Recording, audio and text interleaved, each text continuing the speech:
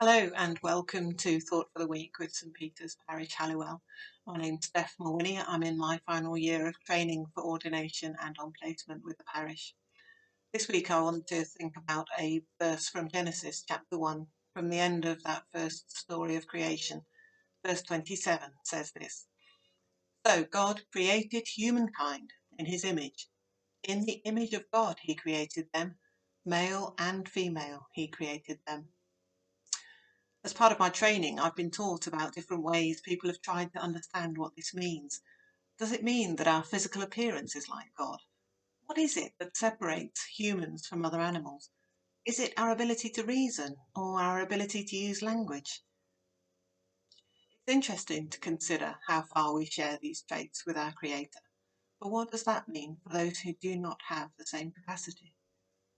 To identify the truth that we are made in the image of God too closely with abilities risks seeing those who are most vulnerable as less than human, and that flies in the face of everything that God shows us about himself in the Bible, where he repeatedly identifies himself as on the side of the least.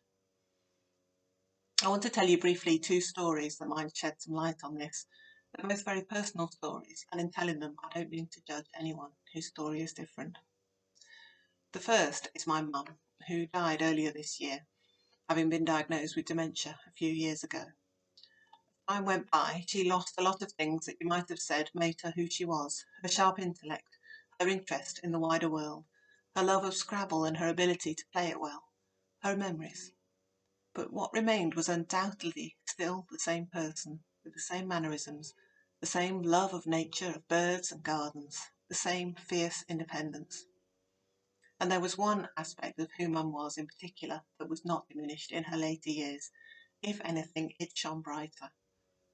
That was what the manager of the care home where she lived for her last year and a half described as her huge heart, manifested in ready hugs and a smile that lit up the room. After she died, it was that smile that people commented on more than anything, and we noticed that it was especially those who had only known her since the signs of dementia started to appear that stressed it. Reverend Professor John Swinton is a Scottish theologian who has written extensively on disability, dementia and personhood. He wrote this: Dementia may be a story of great losses, but the fullness of the personhood of sufferers and God's faithful love for them are not among them. That sums up our experience well. The second story is told in this book, which I can't recommend highly enough. It's an account written by our friend Karen Palmer of the short life of their first daughter Jennifer. Karen and her husband Gordon found out they were expecting Jennifer just before Christmas 1992, and just before Easter 1993 they were told that Jennifer's organs were not developing as expected, that she was unlikely to be able to survive long after birth if she made it that far.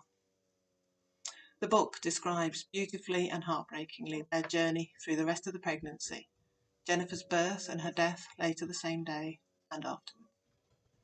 Jennifer never had the chance in this life to develop the capacities I talked about at the start, but what shines through the book is that she was a person who had a huge impact on the lives of her parents and others. When the Bible says that humans are made in the image of God, that gives each of us an unconditional dignity that is not based on anything we can do, how we look, what we've achieved. It is based on the simple truth of being human. This past year has been so painful in so many ways. You may have lost loved ones, relationships may have broken down, you may have lost your job or feel like the opportunity to build a better career has slipped through your fingers. Maybe your physical or mental health has deteriorated and you aren't sure if you'll ever be the same again. None of these things that we've all been through changes the fact that we are made in the image of God. Whatever we are facing, may we know that the God who made us loves us and treasures us. He delights in us and will not give up on us.